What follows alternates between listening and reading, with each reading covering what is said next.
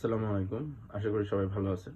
আমিও আল্লাহর রহমতে ভালো আছি। তো আমি আসলে আমার চোখে কোরআন শরীফ থেকে ২ টা আয়াত চোখে পড়ছে। ভাবলাম যে আপনাদের সাথে শেয়ার করি। ১ম যে আয়াতটা সূরা আল আনকাবুত, সেখানে ২ নাম্বার আয়াত। সেখানে আমি যে দেখাচ্ছি।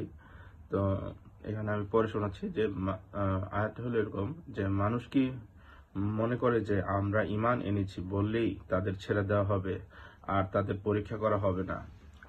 তারপর পরবর্তী যে আয়াতটা সেটা হলো সূরা বাকারার ১৫৫ নম্বর আয়াত। আপনারা কোরআন শরীফে দেখতে পারবেন। এটার অর্থটা হলো এরকম যে আর আমি অবশ্যই তোমাদেরকে পরীক্ষা করব কিছু ভয়, ক্ষুধা এবং জানমাল ও ফল ফলাদির স্বল্পতার মাধ্যমে, আর তুমি ধৈর্যশীলদের সুসংবাদ দাও।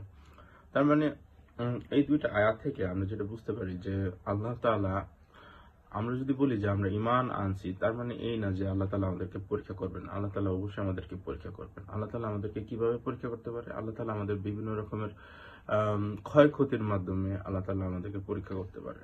তো ওই ওই আয়াতেই, মানে সূরা বাকারার ১৫৫ নম্বর আয়াতেই উল্লেখ করা আছে, আর তুমি ধৈর্যশীলদের সুসংবাদ দাও।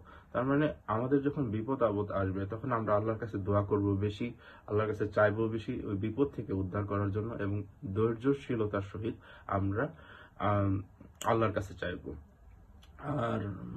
আর ধৈর্যশীলতার সহিত আবার ওই বিপদ আপদটাও আমরা অতিক্রম করার চেষ্টা করব।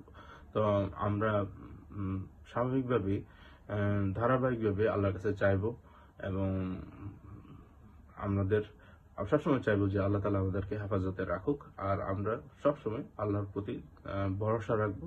নিশ্চয়ই আল্লাহ তাআলা একমাত্র হেফাজতকারী। তো আমাদের সকলের জন্য দোয়া করবেন, আমিও আপনাদের জন্য দোয়া করবো। আসসালামু আলাইকুম।